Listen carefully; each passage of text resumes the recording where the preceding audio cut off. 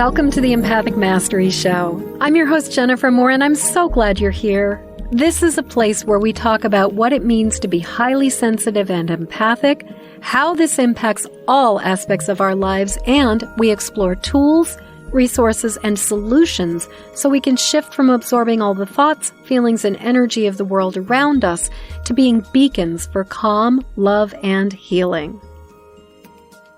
Hey there, everybody. I'm back for a special edition of the Empathic Mastery Show because Laurin Wittig and I, who just talked on the last episode, had such an amazing conversation, but we also didn't get to cover all the things. And I really wanted to talk to her about working with her guides, trusting her intuition, that whole journey. So if you haven't listened to the previous episode, I really want to encourage you to go back and check that out because that's kind of Laurin's origin story. And we talked a lot about what it meant to be growing up as a highly sensitive, empathic kid in a family with an alcoholic father and a narcissistic mom, growing up with a lot of gaslighting, and also just sort of the impact of dementia later with parents. And so it was a really remarkable conversation. I really want to invite you to go check that out. And then come back and listen to this because you'll have more perspective about what's going on with Laurin. But if you just want to listen to this, I promise you it's going to be an amazing episode as well. And so let me tell you a little bit about Laurin. Laurin is an intuitive energy healer and transformational mentor, the founder of Heartlight Wellness, the host of the Curiously Wise podcast, which is where we got to connect and how we made this amazing, I love talking with you. And Laurin is an award-winning novelist. And so if you look at the show notes, you will also find links to all of Laurin's books. Her passion is in assisting her clients through their journeys out of mind, body, and/or spiritual pain and into a life of passion and joy.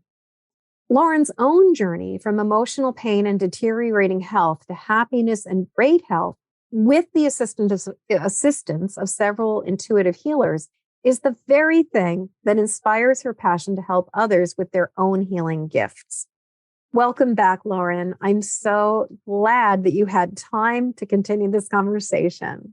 Thanks, Jen. It's such a pleasure to be here, and just the conversation is just so much fun. It is so much fun. And you were commenting, my schedule literally just got rearranged so that we could have Spirit is no, you are having this conversation right now, because full disclosure, we're recording the second episode shortly after the first conversation. I was going to go visit my BFF with her brand new baby bulldog puppy. And she just texted me 5 minutes ago saying that her son was really sick. And I'm like, yeah, you do you, boo. Not going over there and exposing myself to who knows what kind of creeping crud the kid has. Mm-hmm. So it was the universe is no, you're going to have this conversation. And in a way, it's so perfect because this conversation is about listening to spirit, about letting our guides guide us, about trusting our intuition. So I can't wait to get into this. So where do we even begin? What feels like the place we start? Well, one of the things that we were talking about a little bit at the beginning of the previous interview was trusting, and how do we begin to trust ourselves and what we're receiving? Yes. And that's one of the things I really love to teach people how to do. Yes. So I don't know if that's a good place to start. I think that's a wonderful place to start, because I will say that one of the things that I have noticed as somebody who teaches people about intuition and learning how to find our truth within ourselves as well, is how frequently we push away the answers, or we second guess ourselves, or we doubt ourselves. And that I see people where it's I can see the inspiration, I can see the guidance dropping. And then I can see them go, yeah, no, that couldn't possibly be it. Yeah. So I would love to have this conversation because I think it is a really, really relevant and something that a lot of us have either struggled with and overcome or are still struggling with. Yeah. And I often say that it's easiest to teach what you've really had to work to learn. Yes. Yes. And sometimes it's easiest to teach what you're still learning. Yes. Yes. Yeah. So yeah, totally. This has been my path. What you just described is that I would get these amazing downloads of information or inspiration, and I would go, ooh, and then I would go, yeah, no, or I could never do that, or I'm not worthy of that kind of thing. So, and it's really hard if you are intuitive at all to trust that, because there is no sort of external validation process in our human world, in sort of the world that we live in as humans. Yes, yes, yes. So I have struggled to trust what I get. And partly because I was resisting it. I didn't want to change everything in my life. And it's taken me quite a while to like stop resisting everything. It's like, but what I found very early on, somebody taught me how to use a pendulum. And I love a pendulum because it's super easy to use. Now, not everybody likes them. I know that, some people can make them answer the way you want them to. But for me, it's a really powerful tool. And one of the main things I ask it is, did I get that right? So it's a way for me to acknowledge that I've received some information. And that could come from meditation, or maybe I'm working with oracle cards, or maybe I've just tried to tune in and listen. So there's lots of reasons why I might doubt what I just received, right, or resist what I've just received. But just the simple aspect of using something so basic as a pendulum, because if you're not familiar with pendulums, it's you can only ask a yes or no answer, or a question. Right. Question, because it can only answer you yes or no. Yes. And you have it to can kind of do maybe. Mine I get a yes is front to back, no is side to side, and maybe is a circle, kind of like do. And see, everybody's pendulum works according to their own energy. It's calibrated to us. Yeah. So that's why I use the term training it, because you're really kind of training yourself to recognize. So you train it for a yes. And for me, a yes is a circle. Okay? Different than you. Yeah. And for me, a no is a side to side. Yep. And for me, a maybe or I don't know is it just like hangs there and trembles. So it's, but they're really easy to use. You don't even have to go buy a pendulum if you've got a necklace with a nice heavy pendant on it. Yes. You can use that. A wet tea bag. I have used that many times because I'd be in my kitchen going, what? I have never used a wet tea bag. Yeah, that it needs to be wet for the weight. Right. Right. But using a wet tea bag, oh my God. Yeah. I mean, I'm great about finding, I need something for a pendulum. Oh, there it is. Right. So, I'm a big fan of pendulums as well. I personally prefer pendulums over muscle testing, because I personally find that I can rig a muscle test a lot more easily than I can rig a pendulum. And I also learned personally, and I don't know how you hold your pendulum, but I learned a little trick about how to hold the pendulum so that it tends to be more accurate.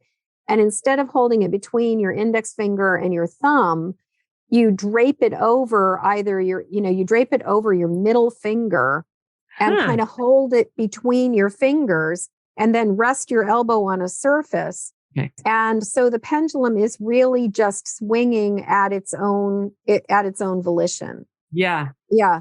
And when I was taught that, I really loved that way of holding. Try that. Yeah, I highly recommend it. I've never seen that before, but that. No, okay. I've been working with pendulums for decades before I learned this particular approach, and I really prefer it because it just feels so much more stable. Yeah. Then the pendulum really likes this too, as you can see. I can tell. Yeah. Yes. Yeah. Yeah, so I do teach people to support their elbow on something when they're just first learning, because it does help to stabilize things, and it takes that doubt out of your head. Am I just making it move? Right. Yeah. And there's dowsing rods, which I do not like working with, but some people just love them. And they're the same sort of yes, no. And then there's the muscle testing, which I'm like you, I don't trust it because I can rig it. Yeah. Yeah. And that's why it's nice that there's lots of different ways that you can very simply validate for yourself. Right. Well, and I love that you were talking about like using the pendulum to validate the information. And that what a wonderful, I'm like, wow, what a great idea. Never occurred to me that I could be asking, is this accurate? Is this right? And, I just want to say that I am struck by the fact that for myself, that even though I have been getting intuitive information and I've been getting psychic downloads since I was like literally 9 years old. So we're talking 50 years at this point that I've been getting this information. And I still second guess myself. Like I've been getting a very, very strong piece of intuition about an extended family member. Something feels off. And yet I'm still like, and I cannot shake it. And yet I'm still noticing that there's that part of me that's like, well, maybe this time it's not real. Maybe you're just making shit up. Right. And, so I guess I would say if you're like developing your intuition and you're like, I'm doubting myself, don't worry. Like, there will be it's ongoing. Still will. Yep. Yeah. It's ongoing. It is an ongoing. I love also, I wanted to hold out the piece about, you pulled out a little tidbit that just feels so, so rich, which is that resisting the guidance because you don't want to have to follow the directions. Yes, exactly. Yeah. Like I don't want to acknowledge this because if I do, it's going to mean I'm going to have to do something different. I'm going to have to make it. Yeah. Yeah. Yep. And that may rock the boat for the, everybody in your sphere and depending on what it is. But yeah, you live your life long enough, you get into habits, you get into ruts, you get into ways of defining yourself and how you live your life. And suddenly you get a download from spirit that says, oh, by the way, you're going to do a 180 here and try something new. And and a lot of us will go, no, I'm not. No. And then you get that message again and you go, no, still not. And sometimes it will, pass. And sometimes it just keeps coming at you, like the thing you were saying with your family member. And eventually they kind of wear me down. And I go, okay. Fine, twist my arm. Thank you for sharing. I have had things where they will drop crumbs for me years before the urgency of it. And where they'll be like, hey, just giving you a heads up, this is coming. And so I've had the opportunity to prepare for certain things as opposed, where it really has been kind of like, okay, we're giving you this now so that you can wrap your brain around it because it is coming. It is going to happen. You are going to make this change or something. Yeah. I don't know if I've just ignored those things. Yeah. The other thing I like to do, and I still do this for myself, is I write things down. So when I get messages, I write them down and that helps me to come back later and validate. Yes. Because it's like, okay, you need to do this and this is going to happen or this is coming or, I've asked for something and they're like, just hang on, but and I always date it. That's just the way I journal things, but I can go back later and look and go, oh my God, I got the message that was going to happen, to be patient. And here it is. 3 hours later, 3 days, 3 months, 3 years later, here it is. And that is also a way to help you learn to trust what you're getting. So one of the things I'm really hearing in this is the importance of record keeping. Yeah. And establishing baselines, establishing information so that we can compare a piece of information from now to the reality later. I mean, yeah. It's because it's so easy to distrust. Oh, that's just that voice in my head that's always talking and I just ignore it, or for me, a lot of it is, who am I to think I can do that? That kind of worthiness thing of, this is really interesting. And that goes back to the story. Oh, sorry. I was just going to say, I just realized that I got a vision probably 5 or 6 years ago that I was going to be up on a stage speaking to a large crowd, in a full auditorium. And I actually got invited to be a speaker at an online summit, which essentially is that. Yeah. And I backed out But it's like, okay, so they're like offering me a little bit easier way to do it, or let's get you started down that. And I've got all this speaker kinds of stuff coming to me in my email. And I just put that together. It's like, oh, so they did plan that one ahead. They did. Yep. Yep. So it's now I'm like going, well, okay, I could like put my toe in and maybe try it and see. Yeah. Well, and I will say, in my personal experience, not all summits are created equal, and it is absolutely worth looking at whether it is worth the effort for you to do a summit, because some summits require an incredible amount of heavy lifting on the part of the participants. And then it's only live for an incredibly short period of time, and then it goes away. And so it serves the people running the summit, but in terms of visibility, I personally think summits are something that are really, really worth contemplating before you say yes to every single summit you're invited to. Yeah, I agree. I've been in 2 in the last few weeks that were very good experiences. Wonderful. So, So, but that's where you have to discern. And that's where your intuition comes in too. Exactly. Right? That's where, and coming back to that, trusting the intuition, listening to what feels like the right thing to do. Right. Yeah. Right. And the backing out was like, I feel overwhelmed that I've done 2 of these and it was about to be, another week down the road. And I always hate to let people down. Yes. I'm one of the anxious pleasers types. Right. But it just felt like this was a bridge too far and I've done enough and I just need to say, I can't do it. And I did. And it was fine. And I am now so grateful that I don't have that coming up this week. Yeah. So, So it's, and that's where I've moved through the world intuitively. That's my baseline. I've always moved through the world intuitively. I have a brain that can think linearly, but doesn't like to, and so trusting my intuition has been something I've really done my whole life. Everything I look back on that was successful, I just intuitively moved into it, and including podcasting, it's like, yeah, that looks like fun. Let's do that. But the intuitive hits, the information that comes through that I know is from my guides or from spirit or however you want to higher self, however you want to name it. Those have taken me longer to learn to trust. Yes. Well, and when you were speaking and I had this flash, what I was going to say was, I imagine that the way that your mother gaslit you and the way that your mother invalidated you, but also the sort of, in my family, we had this thing where there was kind of like this, like narcissistic grandfather who was very successful.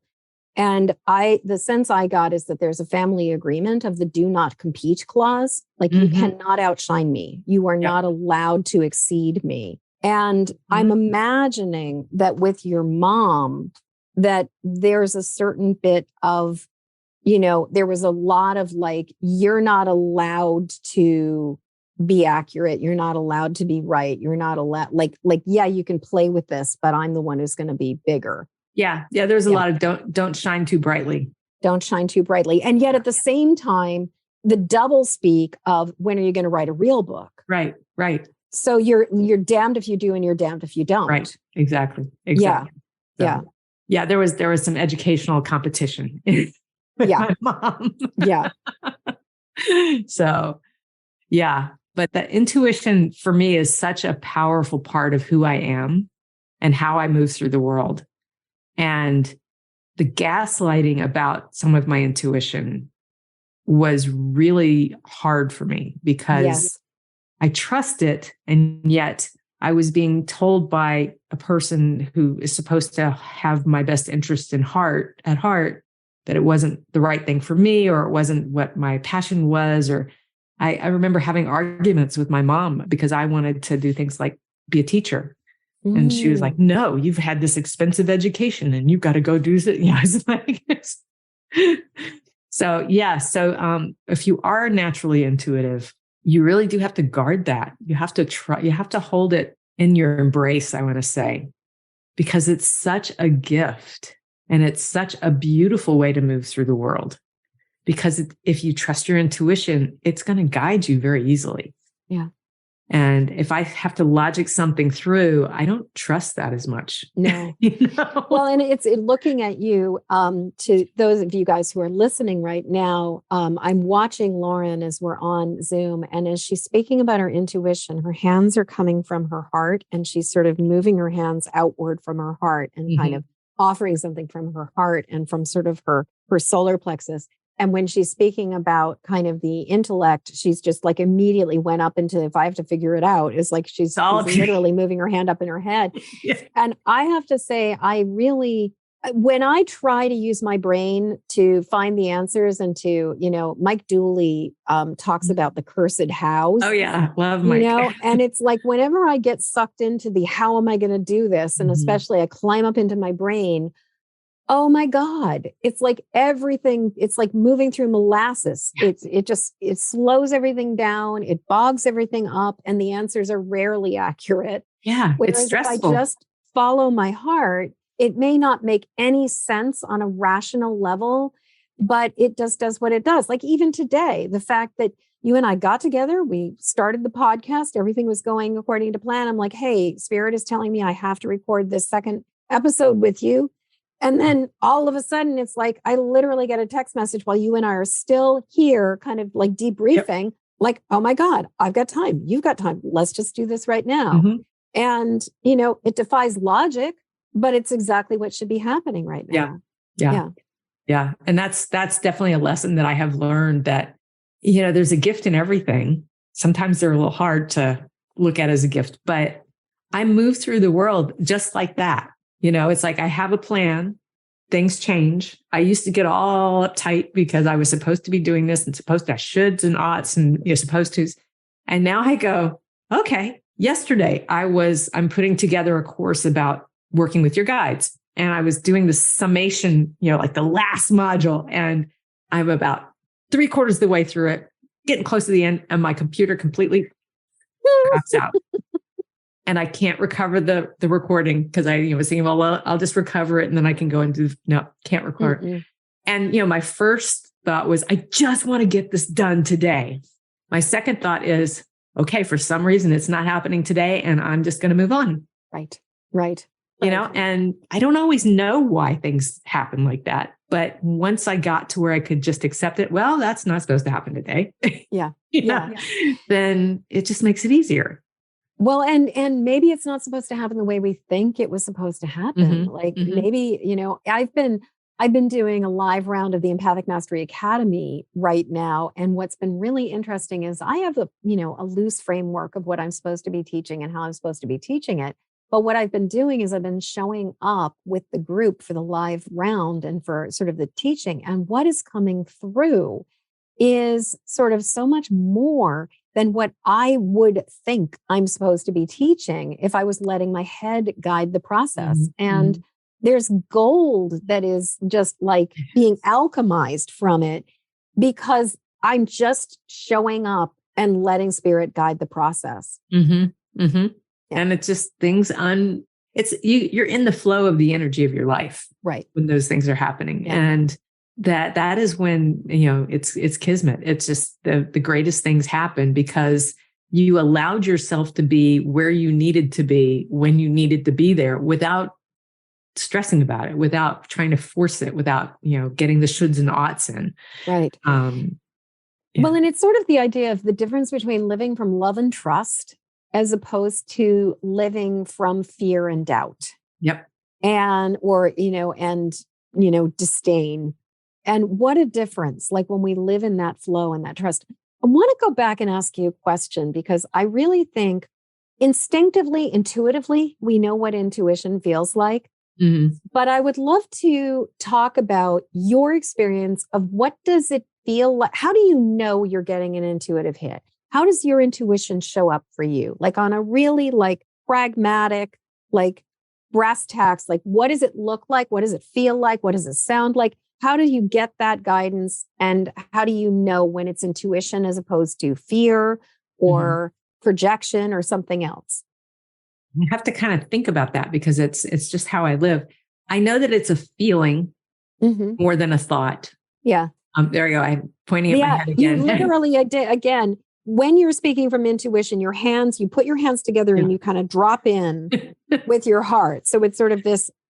I'm not even aware of doing that till you point it out. Right. But it's very heart-centered for me. Yeah. And what I get is actually a physical sensation of expansion. It's like, it's just kind of, it's like take a deep breath and like, Yeah. So that's when I know this is the right thing. I will get a literal knot in my gut if I'm trying to force something and it's not right for me. Fortunately, that doesn't happen much anymore. Yes. Used to happen a lot. But there's literally a physical feeling of expansion in my heart, in my chest, when I get a sense that this is what I'm supposed to be doing, or I get a sense of this is where I'm moving. And then I get that, that lovely feeling. Sometimes I get a message, and that's where I get into conversation with my guides. It really is for me, it's a conversation. I laugh because I find myself doing this a lot. Okay. It's like somebody's telling me something and I get it. And I don't even necessarily get it like in words. I just get an answer that it's sometimes it's words, but more often it's just like, okay, I know what I'm supposed to do. It's a knowing. It's a knowing. Yeah. And I'm noticing as you're talking, I'm seeing your hand and this is different than in the head. I'm seeing your hand sort of do this thing where it's kind of like you're sort of moving your hand towards your ear.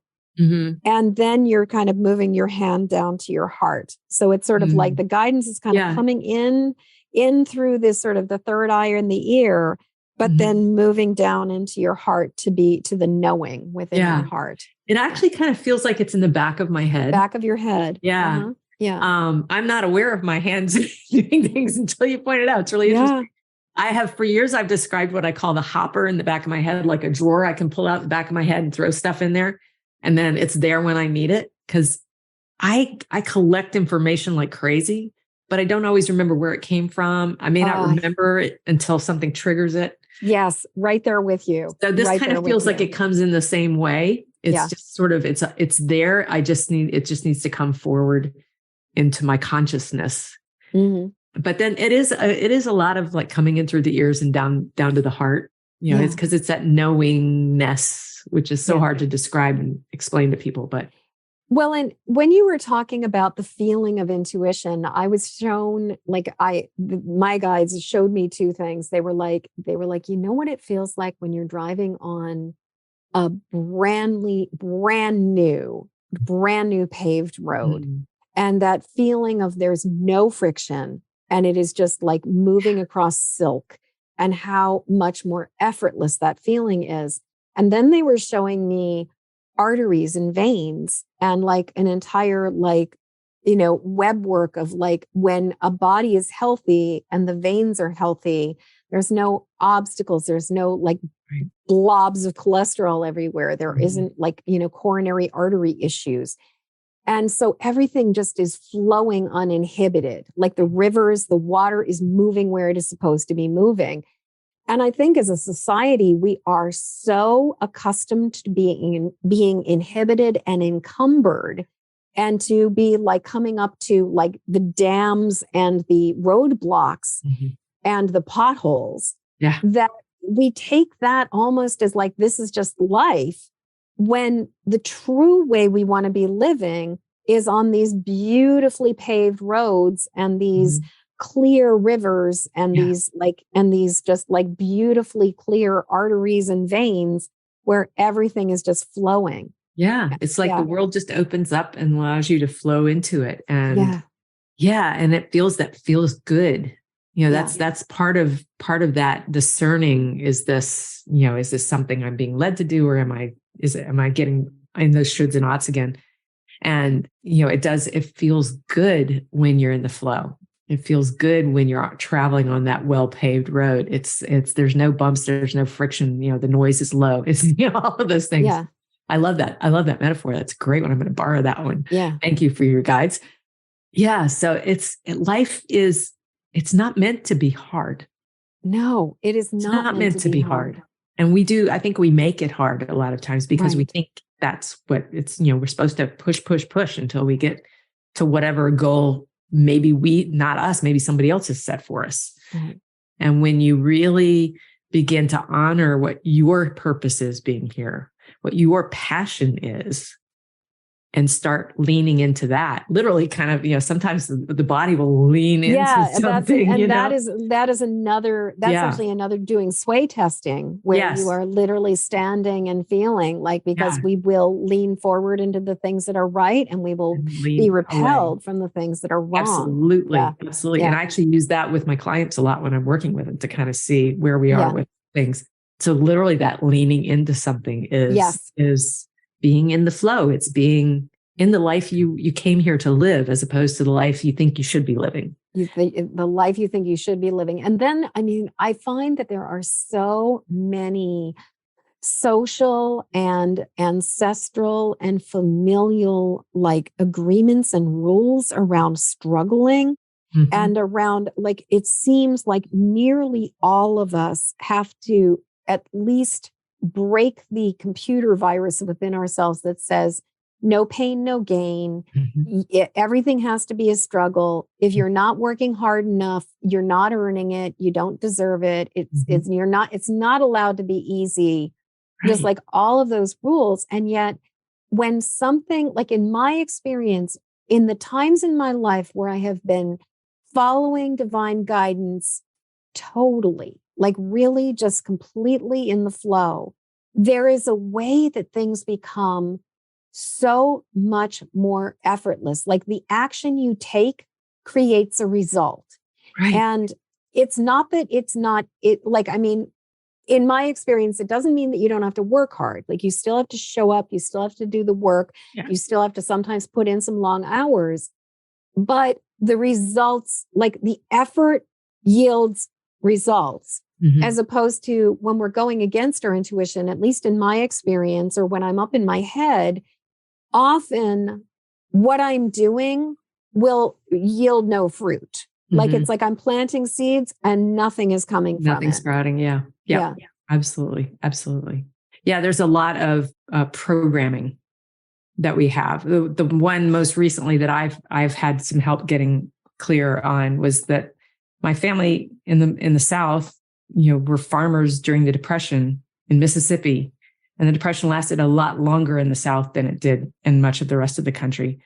And so there's apparently, and I didn't realize I was carrying this, but there's a family belief that they were well enough off. They didn't need to take anything else, that there were people who had so much less. And so I was taught by my grandmother and then by my mother that, I had everything I needed. I shouldn't ask for any more. Where the universe is going, hello, there's so much fun you can have if you just will allow yourself to receive, and you will be giving and receiving in equalness. But if you don't allow yourself to receive, then you can't give your gift to anybody else either. Right. So it's kind of being stingy. Yeah. I had no idea I was carrying that around. Right. And it has limited my ability to move forward. Now, about 3 weeks ago, I got to work with a man named Shiraz Babu. I love his name. And he's what a great super name. Gifted.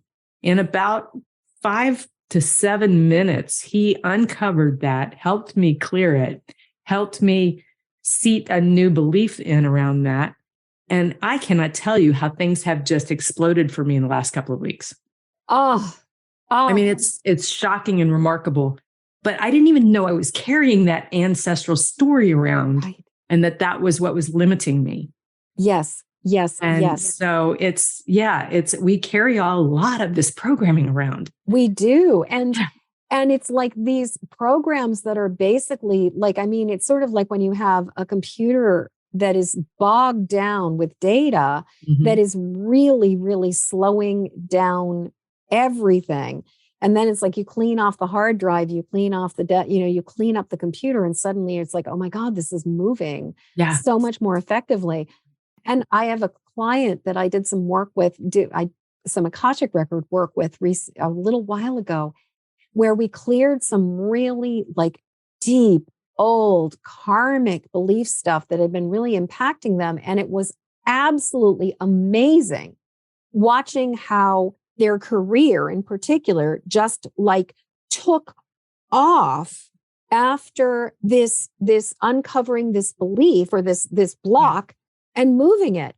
Yeah. And, you know, when you get to the right block, it's amazing what can happen. It really is. It really is. It really is. I mean, in my personal experience, a lot of the time, the recovery process or the healing process in the journey is incremental, like, you know, like one little baby step at a time. Right. Yeah. Often, but every so often you'll come up to a thing where it's like the linchpin, or like it's been the log that has been holding the whole log jam in place. Right. And you move it, and then it's a complete game changer.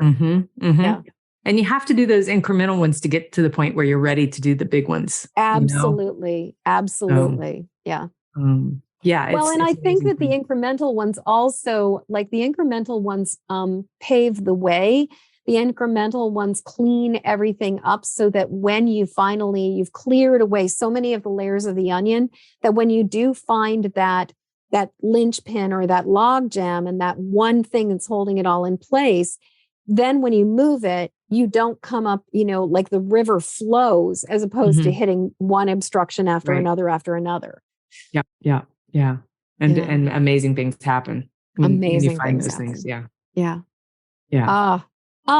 So I'd love to talk about, you know, I know you were saying that it's very much of a felt sense, but how do you recognize the difference between the oughts and the shoulds and maybe the, you know, mental perseveration versus that inner guidance? Well, I have learned that the oughts and the shoulds come from my ego, and they are not nice. So all of those things, that voice in your head that says, who are you to do this? Or you're not smart enough, or you're not, you know, rich enough, or you could never speak in front of a big crowd, or whatever it is. That's the ego trying to keep us contained. And that's done from a place of actually love, because that's trying to keep us safe from the world. It is trying to keep us safe. Yeah. So, and you know, when you're little, you need that voice saying, don't touch the hot fire. You know? But it's like a lot of what the log jams and things, to some degree, we need to go, okay, I love you. Thank you very much. But could you just be quiet for a while? To your ego. The voices that I get, and I say voices, but it's knowings. Occasionally it's actual words. I get lyrics for songs a lot. That voice is loving. That voice is like, you got this. Here's something great. You're going to enjoy doing it. It's going to bring light into the world. It's going to feed your passions. It's going to, you know, it just feels good. So for me, it's that I really should be doing this. That voice going, you know, you promised you would do it, and you said you would do it, and you got to do it. And, you know, versus the voice that says, how about, would you like to come play? How would you like to try this? Here's something new and fun, and I bet you'll like it. You know, that's the way it feels to me. And so I trust that loving, playful. I want to be more playful. So I'm bringing play into my life where I can, but that loving, playful, supportive, you know, it's like the best mom in the world. You know, I just love you, and you're great, and you can do this. I just know it. You could, you know, I will be there for you. That kind of energy is definitely intuition or guides. It's, you know, they all sort of roll together for me. And the other is the ego. And I've learned to go, thank you, but no. You know? I appreciate that you're trying to keep me safe, but I got this. Yeah. You know? Yeah. Well, and something you just said, I actually I had a kind of a thought or a revelation, you know, as children, one of the messages we're taught very early on, you know, not only don't touch the hot fire, or don't touch the hot stove, but also don't take candy from strangers. Yeah. And as children, don't take candy from strangers is an incredibly important message, because we do not have the ability to discern who's a predator and who is not. But as adults, we have to be able to discern who we take candy from, because in order to actually thrive financially, we need to essentially take grown-up candy, which is money, from strangers. Yeah. And, you know, what a rule to break is, like, if we've been taught since we were very, very, very little, it's very dangerous to accept any favors, to accept any support, to accept any compliments, and God forbid, never, ever, ever take candy from strangers. I'm just thinking, like, what a program, how deeply entrenched that one is in terms of our ability to connect with each other, and to receive, generosity from other people. Mm-hmm. Yeah. I hadn't put that together, but that's, Yeah. Wow. No, that just came through. Like that was literally something you said just was like, whoop. And I was like, ooh, what about don't take candy from strangers? Yeah. Like, talk about another program that many of us, and I think women especially, boys, I don't think are taught that nearly to the extent that girls are. Right.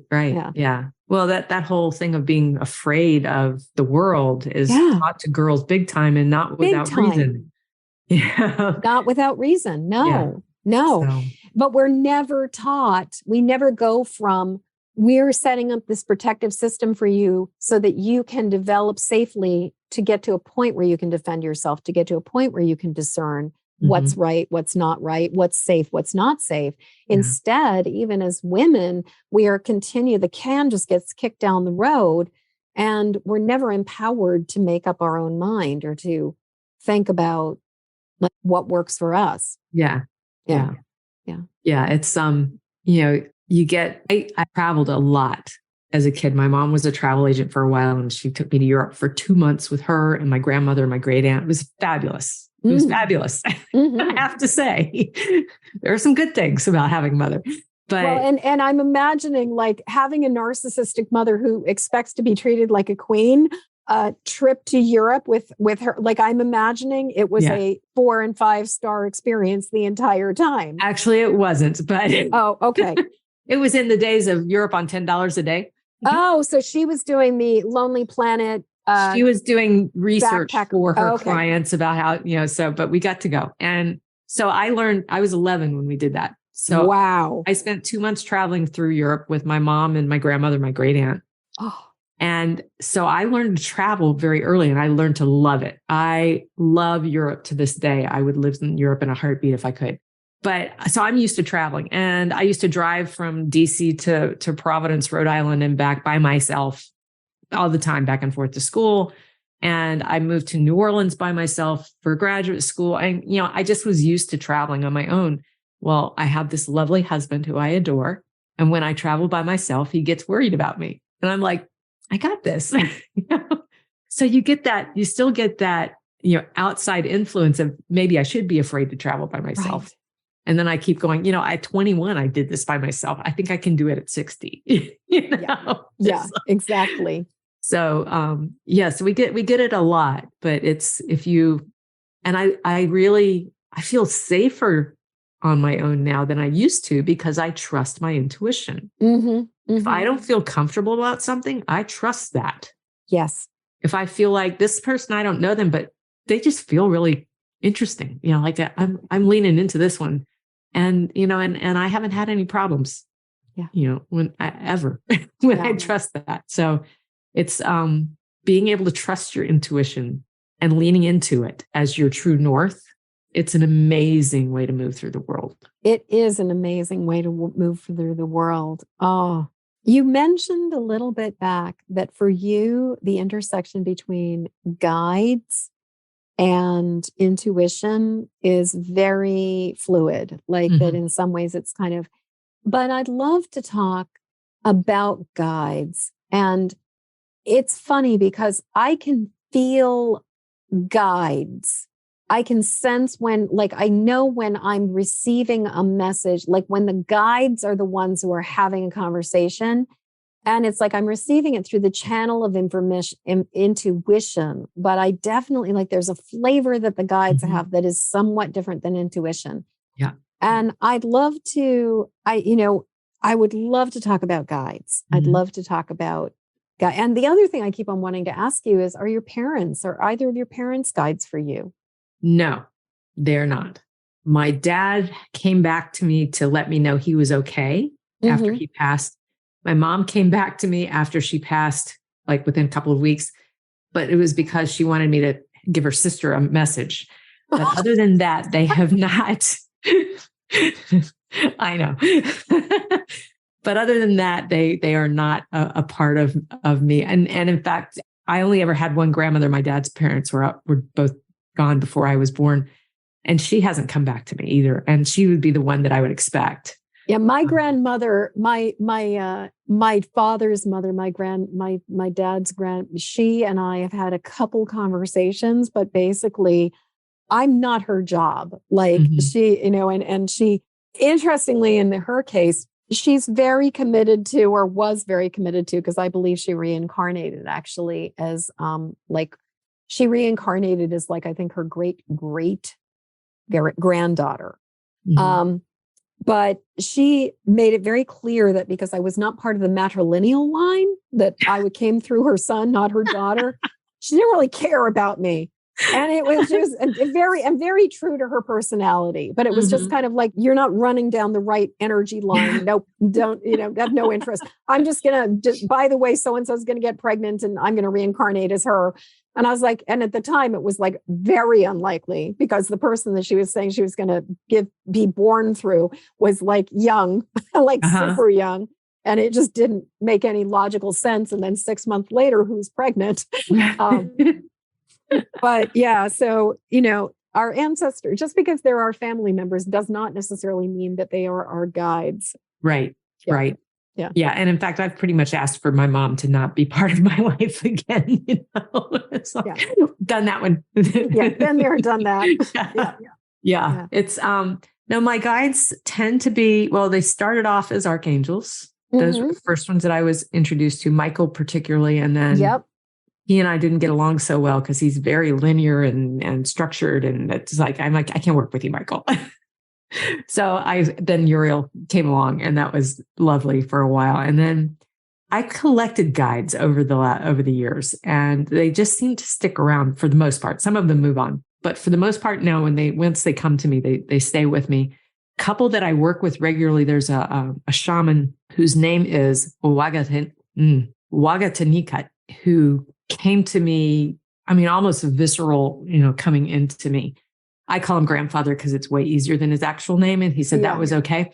But he has been a real guide for me during when I've been remembering my shamanic work. And so he's less present these days because I'm more comfortable with that, but he's still present. I can still feel him at times. And then there's a medicine woman whose name is Amma. And she's been very active with me lately, very much involved with the divine feminine energy rising. And so she's probably the most prominent one these days. But I've got other ones that I use. I'm a little embarrassed about this, but I tell the story anyway. There's an angel named Sarael who was a guide for a friend of mine. And my friend was telling me how Sarael did all her shopping for her. She went out and found stuff and told her where to get it. And I'm like, that would be so cool. I hate to shop.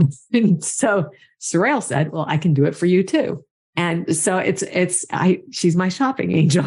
They just want something to do. They want to help. They do. And when I want something, I'll go. And the first time I tried it, I needed a pair of hiking pants. I was going on a hiking trip, and I needed them for, a certain weight. And I knew what I wanted, but I hadn't been able to find it. And I really don't like shopping. And the outlet mall is the place you shop here. And I just, so I said, okay, Sarael, you said you want to shop. Here's what I'm looking for. Let me know when you find it.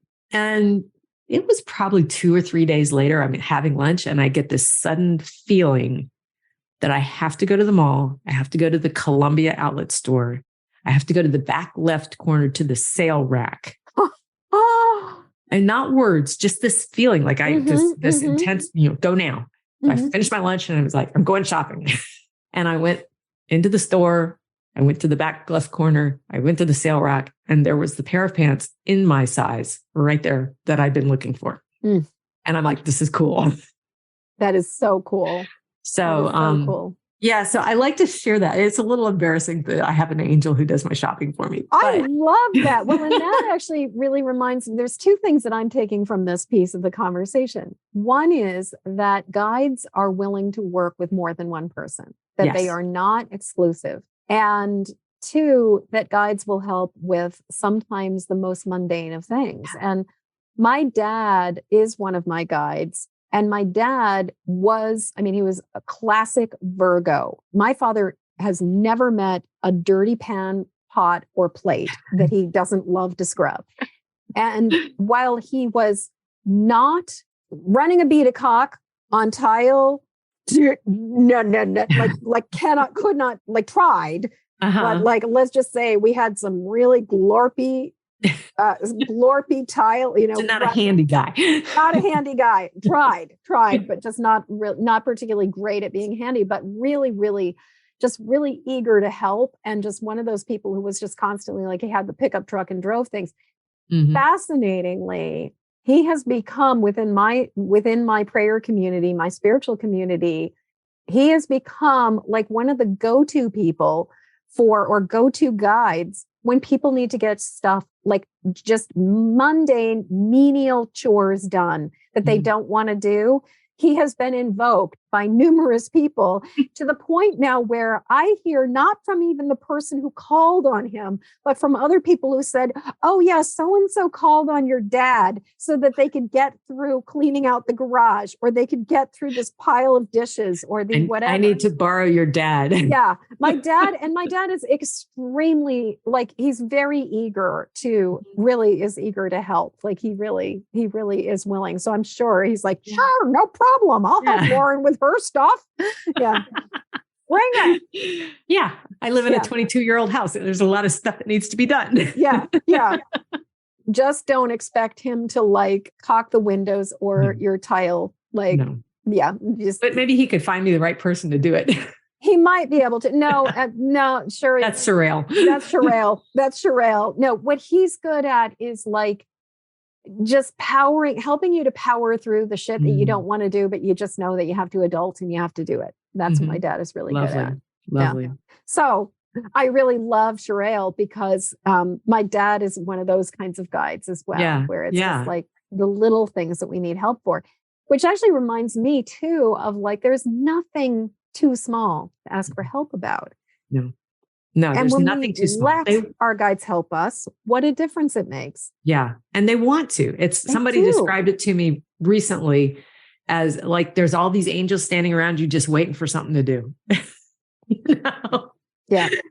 So, And then of course I teach people that if you want to work with your guides, you don't even have to know who they are. I happen to know names and things because I've been given that information, but all you have to do is ask. And I never ask somebody specifically except for Sherelle. I'm having trouble with this, or I need some help processing this, or I don't know which one of these things I should do next. I literally have like 5 creative projects right now that are on my plate. And I finally said, I'm paralyzed because I don't know what to work on now. And they literally gave me in meditation, like you do this and then there's an arrow, and then you do that and then there's an arrow, and you do that, there's an arrow. It's like, thank you. They put it in linear form for me. I can do that. So, but you have to, if you ask, then that gives them permission to help. And right? This is something that's been coming through. Like, this is one of the, I don't know about, I'm imagining you have this experience where it's like, there's like themes of information that start dropping in, and it's like, you're getting this confirmation from every single source. Yep. And recently, one of the pieces of information that's been coming through over and over and over again is that we have to give our guides and angels and, divine source permission to intercede. Yeah. That we have free will. We have free will, and therefore we have to ask for it. We have to say yes. We have to say, I give you permission. We have to ask for the help. They cannot intervene. Even if they see us about to do something really, really, really stupid. Yeah. They cannot intervene.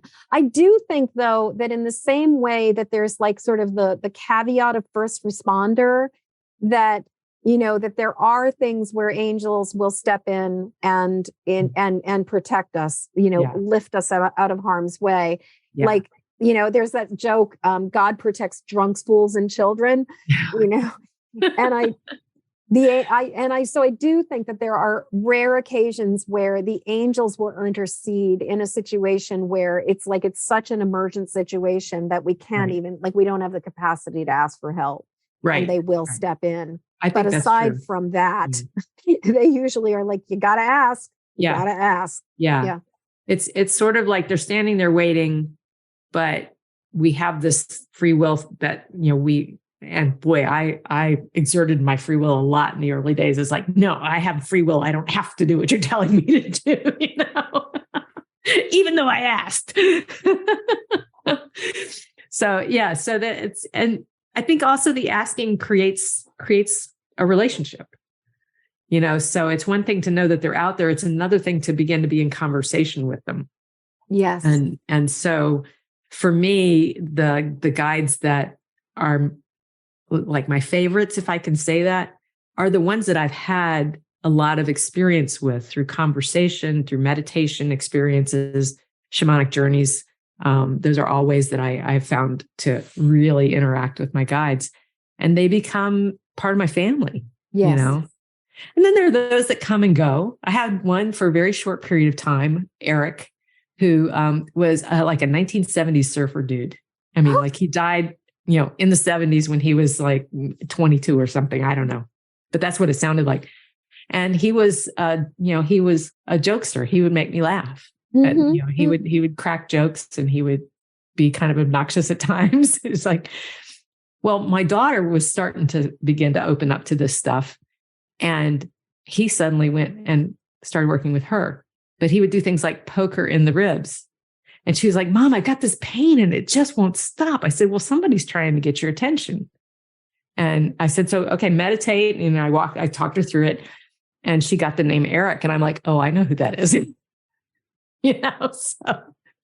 So, they have personalities. They do have personalities. I talk about Michael being he's like very masculine, very, methodical.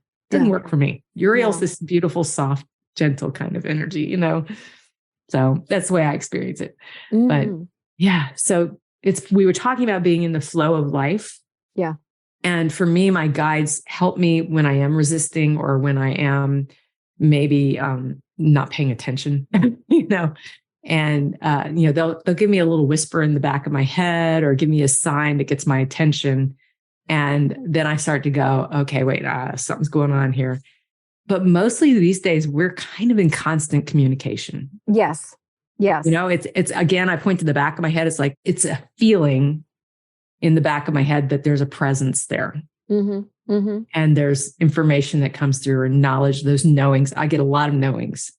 And, heaven forbid I have to explain to somebody how I know something, because I've done that my whole life. I've always known things that I had no right to know. I mean, I got to a point where, especially when I had the tattoo studio, and I was in, people would come in to talk to me about something, and I would start having a conversation with them, and I would be talking to them as if I knew them when they were total strangers. Mm-hmm. And I would often tell them things or say things to them, like as if I knew it. And they'd like, how did you know that? I'm like, I would just be like, oh, because I'm psychic. And they would just be like, oh, okay. And I just found like the more comfortable I was with just saying I'm really psychic, like actually I didn't just say because I'm psychic, I said I'm really psychic, and they just go, oh, okay. And it was kind of like, I just accepted it. So they just accepted it. Mm-hmm. And there was just this way that was just like, oh, all right. Yeah, of course, you know these things that you couldn't possibly know about me because you're psychic. Yeah. And there was just, and so I do think sometimes there's that quality of just like, if we are comfortable with the fact that we just know things, other people can be comfortable with the fact that we just know things too. Yeah, I need to practice that. Yeah. I do. I live with a very logical man. Oh yeah. We balance each other really well, but yeah. Oh yeah. Well, and I grew up in a family of agnostics and atheists, mm-hmm. and, very intellectual people. That grandmother that I was mentioning was really rigid. She was very set in her ways and really had a perception of reality that was like, it was my way or the highway. Mm-hmm. And which included, there's no such thing as woo. There's no such thing as the paranormal. There's no such thing as life after death. None of this. I mean, she and I've had some pretty interesting kind of like little back and forth since she's crossed over, where I'm kind of like, yeah, right. That doesn't work. Who's right now? Yeah. Who's right? Yeah. Thanks, Granny. Yeah. But I think that really adds a level of second guessing ourselves. If we mm-hmm. come from logical, rational, can you prove it? Can you prove it? How do you know this? There's only 5 senses, right? Right. Yeah. Yep. So they can open up too. It takes a little while. Persistence. Well, and sometimes a life is a reconnaissance mission or is a life of gathering data. My dad spent this life as an observer and getting a lot of information, but not able to act on it, largely because in his particular case, he suffered from a severe frontal lobe brain injury at the age of 4. Oh my gosh. And so he was, I really didn't understand who my father was fully, like the magnitude of his soul, until he was on the other side, because he had been inhibited this entire life. But what that allowed him to do was spend this last life gathering information. And so I do think sometimes it's like somebody, it might appear that they are not with the program, but really they're getting the information that they need to evolve as a soul. Yeah. We all come with our own purposes. Yeah. So amazingly, we are getting to the top of the hour again with this whole conversation. This is such a rich conversation. It is so delicious. I mean, there's just so much medicine in all of this, and I'm just loving every bit of it. I'm really thinking so, but at this point, I'd really love to ask you the question of what else really matters? What do you want all of us to know? What is like, I will kick myself if I don't say this thing or these things. Yeah. What's coming through is that this idea of learning to trust yourself is key to everything else. That as long as you're living the life you're being told you should live or you ought to live, and you're not trusting that you know best for yourself, then you're going to be limiting what you can experience and the joy you can have and the health you can have and the good you can bring into the world. It's dimming your light. Yeah. So learning to trust yourself, learning to trust, we talked about using the pendulum, those little things that can help validate what you are intuiting or what you are receiving from guides is going to make you happier and stronger and more aware of where your joy is. There you go.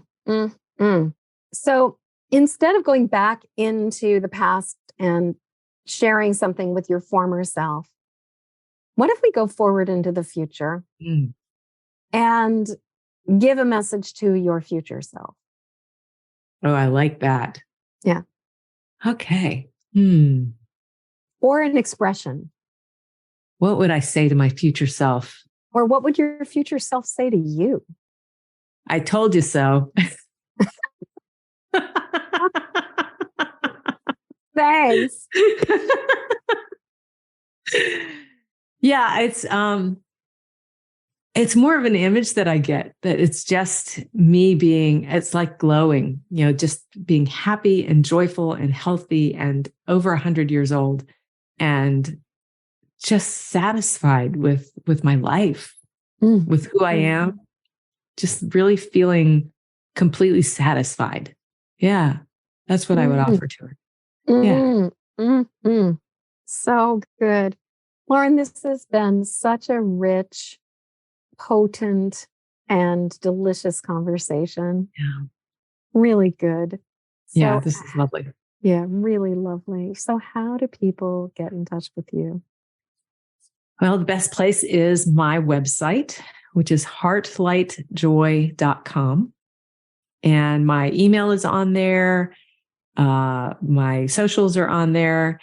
And my podcast is on there. My podcast is Curiously Wise. Jen will be on it in December, releasing December 6th.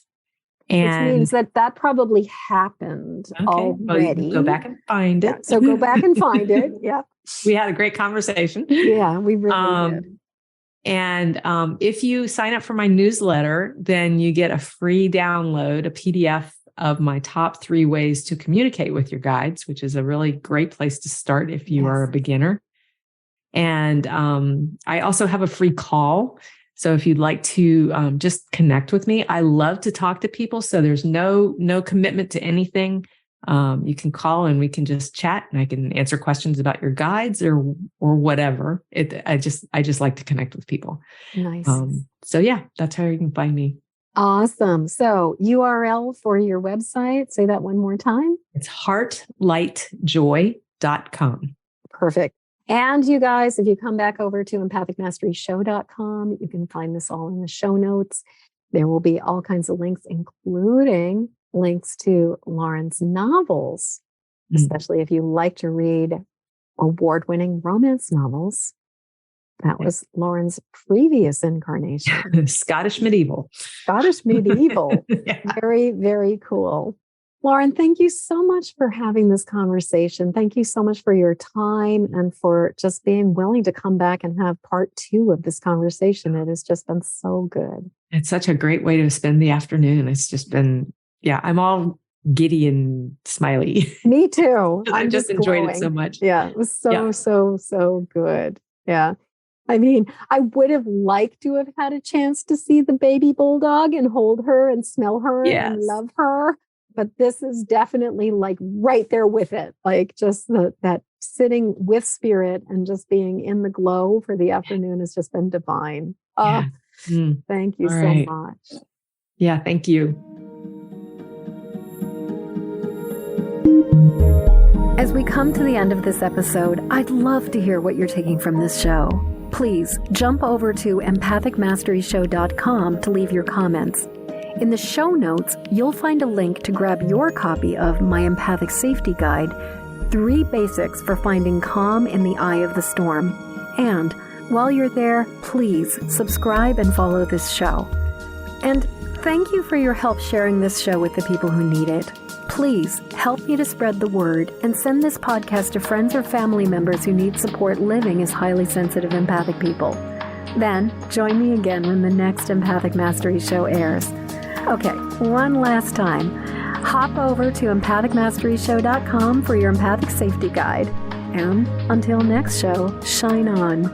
We need you and your gifts here on this planet. So please don't judge your empathic rainbow by colorblind standards.